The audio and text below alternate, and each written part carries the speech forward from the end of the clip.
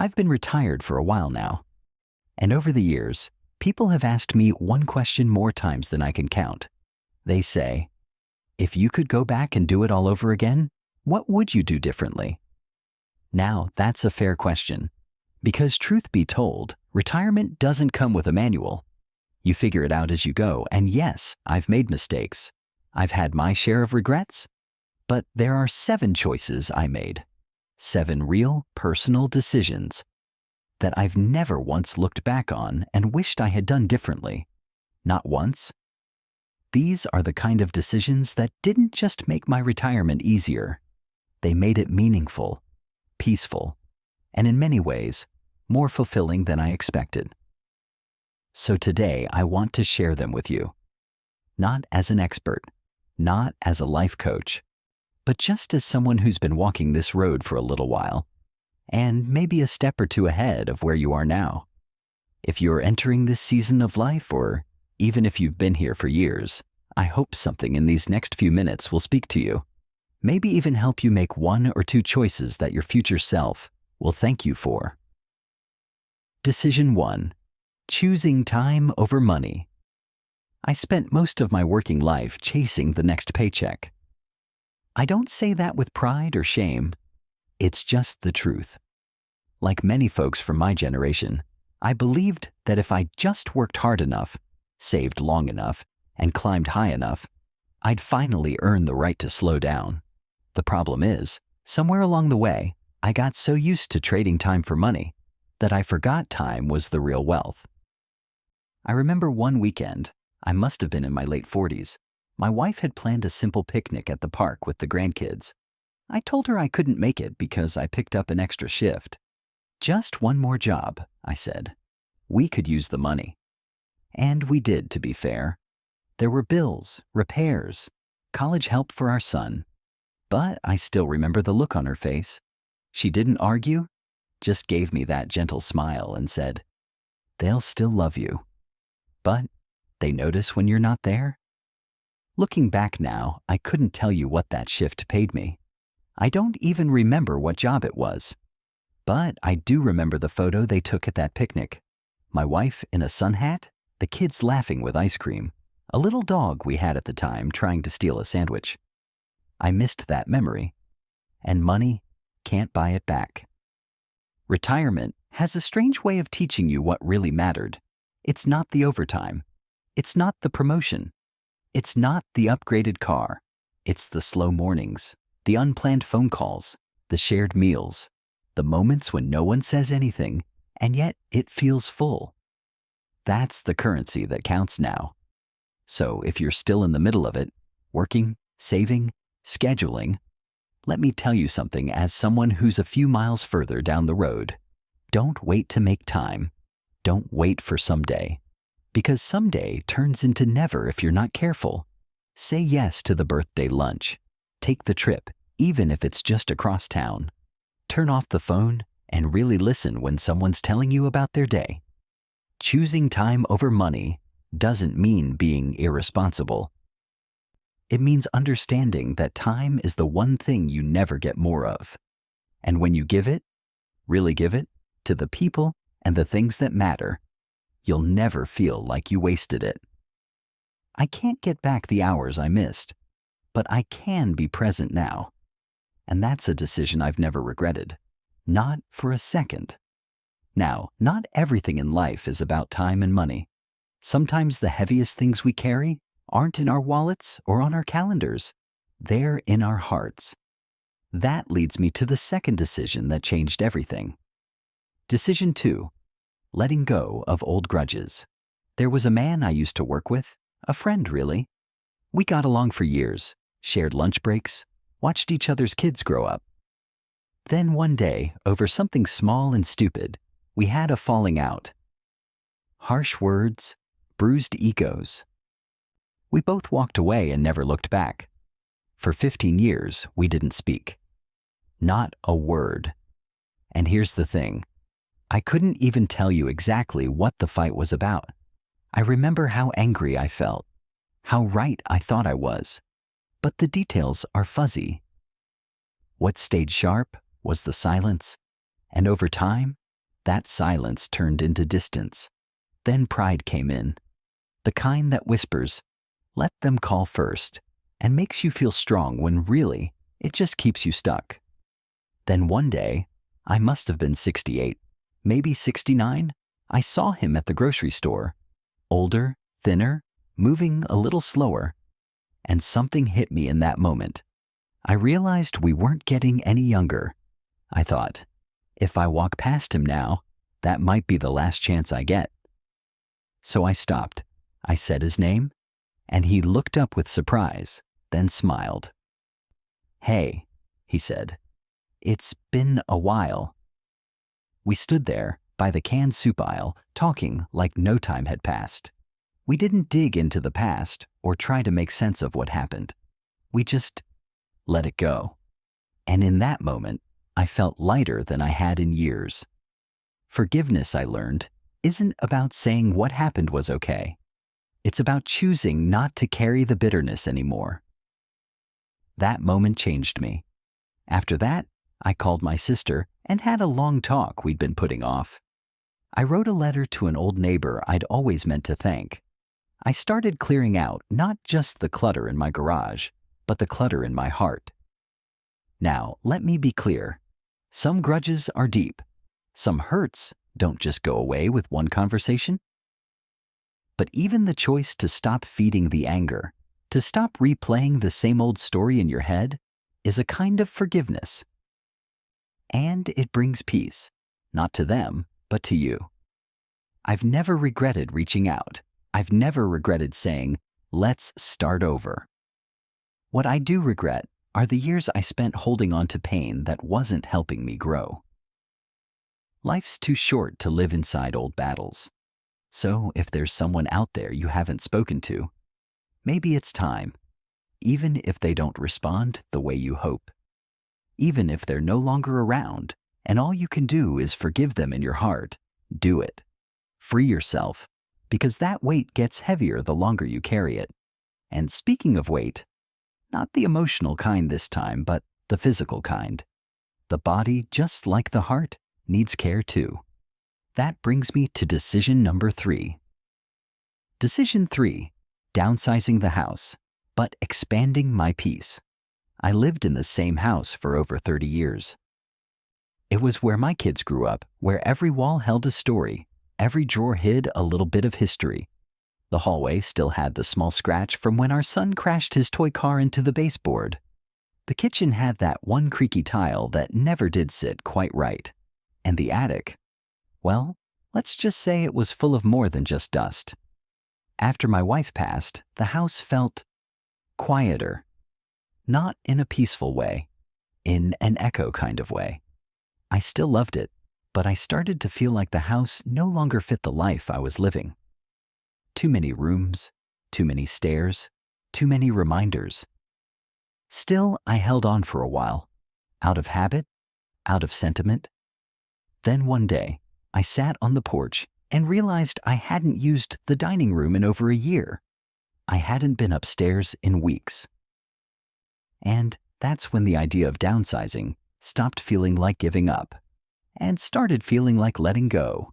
Selling the house wasn't easy. Packing up 30 years is an emotional workout. Each item had a memory. Each box came with a tug at the heart. I kept what mattered, donated the rest, and moved into a small one-story place with just what I need, and nothing more. Now, I breathe easier. Cleaning takes minutes. Bills are lower. I know where everything is. And more than that, I feel like my space matches my season. It's not empty. It's peaceful. Not bare, just simple. People sometimes think downsizing means shrinking your life. I disagree. It's about making space, physically and emotionally, for what still matters. It's about saying, I've lived a full life, and now I'm choosing ease, comfort, and clarity. I've never regretted it, not once. In fact, I wish I'd done it sooner. Now, living light on the outside is one thing, but there's also the courage to live light on the inside, to ask for help, to let others in. And that's what decision number 4 is all about. Decision 4. Asking for help when I needed it. I'll be honest with you. This one took me the longest to learn. I come from a generation where asking for help was seen as a kind of weakness. You were supposed to tough it out, push through, handle things yourself. That was the standard. That was the pride. For most of my life, I thought I had to be the one others leaned on, not the one doing the leaning. Even when I retired, I still tried to carry everything myself. I'd drag heavy grocery bags up the steps instead of asking my son. I'd nod politely when I didn't understand something on my phone instead of admitting I was lost. I even kept some of my health worries to myself, thinking, I don't want to be a burden. But here's the truth I finally had to face. Refusing help doesn't make you stronger. It just makes you lonelier and tired, and sometimes quietly afraid. I remember one afternoon, I was trying to set up a video call on my laptop. My daughter had sent me instructions, but I kept messing it up. I was frustrated, embarrassed, and ready to give up. My grandson walked by, saw me struggling, and without making a big deal out of it said, "Need a hand, Grandpa?" I hesitated for a second, that old pride flaring up. But then I said, "Yes, please." And just like that, I felt lighter. It wasn't just about the laptop. It was about letting someone in. Letting someone care for me the way I used to care for others. Since then, I've learned to speak up when something feels off. I've accepted help with the yard, rides to appointments, and even emotional support when I'm having a rough day. And I've realized, asking for help actually strengthens relationships. It invites trust. It opens doors for closeness you don't get when you act like everything's fine all the time. I'm not saying you should depend on others for everything. We all still want to feel capable, useful. But there's real wisdom in knowing your limits and letting others meet you there. It doesn't make you less. It makes you human. And the beautiful thing is, when you let someone help you, you give them a gift too. The chance to feel needed, to feel helpful, to feel close to you. So if you've been trying to carry too much on your own, I want to say something to you directly. You're not a burden. You're not a problem. You're someone who has given a lot in this life, and it's okay to let that love come back around. I've never regretted asking for help. Not once.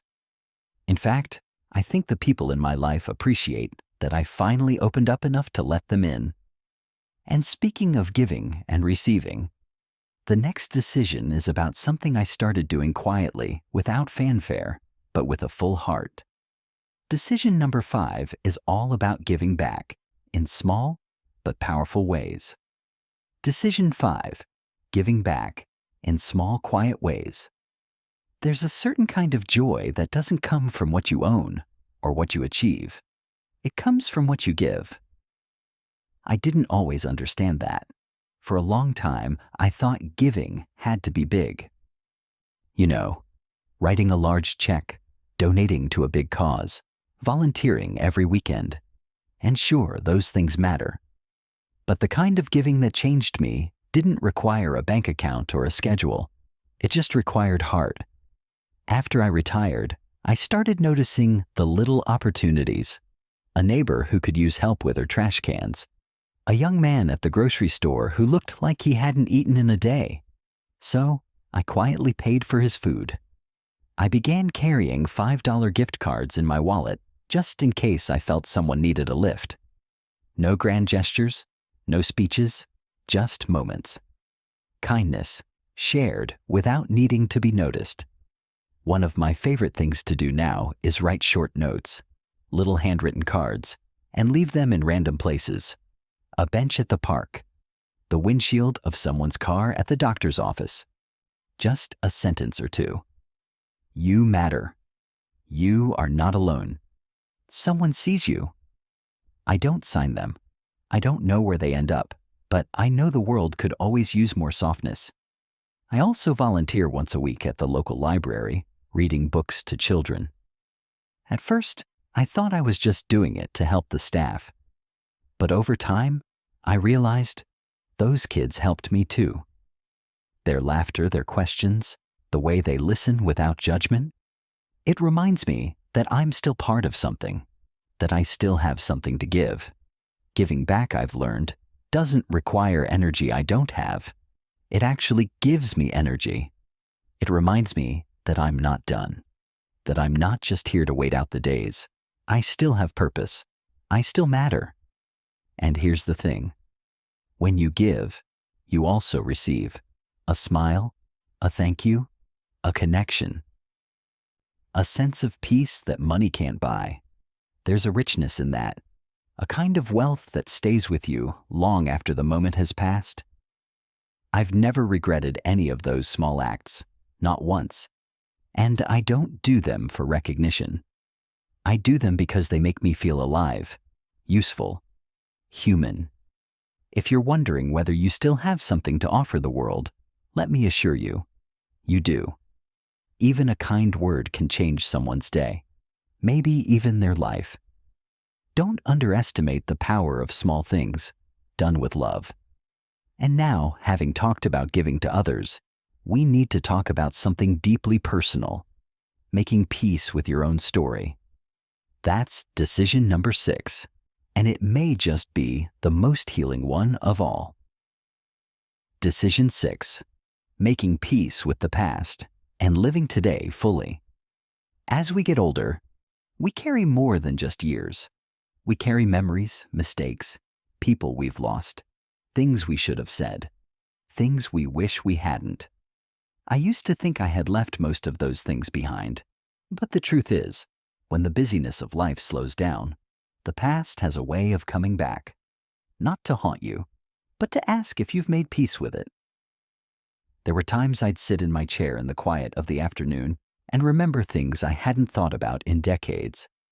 A moment when I snapped at someone I loved, a decision I made too quickly, words I didn't say to my wife before she passed. I used to carry those things like heavy stones in my pocket, small, but always there, weighing me down. But at some point, somewhere between my late 60s and early 70s, I realized that I had a choice to make. I could keep reliving those moments, wishing they were different, or I could learn to live with them without letting them define me. That's when I began making peace with my past, not by pretending it didn't happen, not by excusing things I knew were wrong, but by learning to say, that was a part of my story. It's not the whole story. I started being gentler with myself. I spoke to myself like I would to a good friend, with kindness, with understanding. I also forgave people, some of whom never asked for forgiveness, some who were no longer here. I forgave not because they deserved it, but because I deserved peace. Holding on to resentment, guilt, or shame only kept me stuck. Letting it go was like setting down a heavy bag I didn't realize I'd been carrying for years. You can't change what's already happened, but you can change what you do with it. You can let it teach you, guide you, shape you, and then move forward. And that's what I try to do now. I no longer live in the past. I visit sometimes like flipping through an old photo album. I smile at the good, nod at the hard parts, and then I come back to the present, where life is still happening. Today, I wake up with a quieter heart. I'm not chasing the what ifs. I'm holding on to the what is. A warm cup of coffee, a phone call from my son, the feel of the breeze through an open window. These are the things that remind me that peace doesn't come from having a perfect past.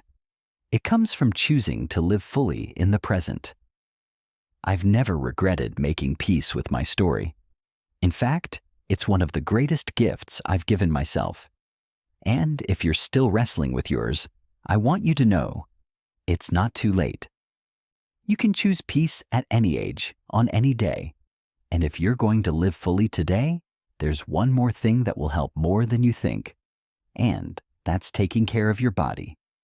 Let me tell you what happened when I made the simple choice to move every single day. Decision 7. Moving my body every single day. Movement didn't used to be something I thought about. When I was younger, my body just worked. I walked without thinking, lifted things without worrying. I climbed stairs 2 at a time. I had the kind of energy you don't realize is a blessing until it starts to fade. But after retirement, something changed. The days slowed down. My routines disappeared. And with all that stillness came stiffness in my knees, in my back, even in my mood. I started noticing that getting out of bed took more effort. Putting on socks felt like a chore. I caught myself avoiding movement, telling myself it was just part of getting older. Then one morning, I bent down to tie my shoe and felt lightheaded on the way back up. That moment stuck with me, not because it was dramatic, but because it was so ordinary. That's how it starts. You stop moving a little here, a little there, and before you know it, your world shrinks. That same week, I made a decision. I was going to move my body every single day, no matter how small. I didn't sign up for a gym. I didn't buy expensive equipment. I just walked around the block, around the backyard. Some days, just from one end of the house to the other, a few extra times. But I did it, every day. At first, it was hard. My joints complained. My legs felt heavy. But something beautiful happened. I started to feel alive again, not just physically, but mentally. Walking cleared the fog. Stretching helped me sleep better. My appetite improved. I smiled more. And the best part? I started looking forward to it. Now I take a short walk most mornings. I stretch while the coffee brews. I even turn on old music and sway in the kitchen when no one's watching. Movement, I've learned, doesn't have to be perfect. It just has to be yours. You don't have to run marathons. You don't have to lift weights. Just don't stop moving. Because the minute you stop using your body, it starts forgetting how. And the more you move, the more confident, capable, and alive you feel, no matter your age. I've never regretted choosing to move every day. It gives me strength, independence, and a sense of dignity. It reminds me that I'm still here, still part of this world, still able to show up for myself. So, if you've been sitting too long, waiting for a perfect time to start, this is it. Today, stand up, stretch, walk to the mailbox, dance in your living room. Whatever it is, just begin. Because your body may be older, but it still belongs to you. And it still deserves your care. So those were the 7 decisions I made after retirement that I've never once regretted. Not because life was perfect, but because they brought me peace, purpose, and a deeper sense of what really matters. The older I get, the more I realize it's not about doing more. It's about living with intention. Small choices made from the heart can change everything. If you take just one thing from all this, let it be this. It's not too late, not to move, not to forgive, not to reach out, not to start again. You still matter. You still belong here. Thank you for spending this time with me. If this meant something to you, I hope you'll share it with someone who needs to hear it too. Take care of yourself. And remember, this chapter of life isn't the end. It's just a different kind of beginning. And it can be beautiful.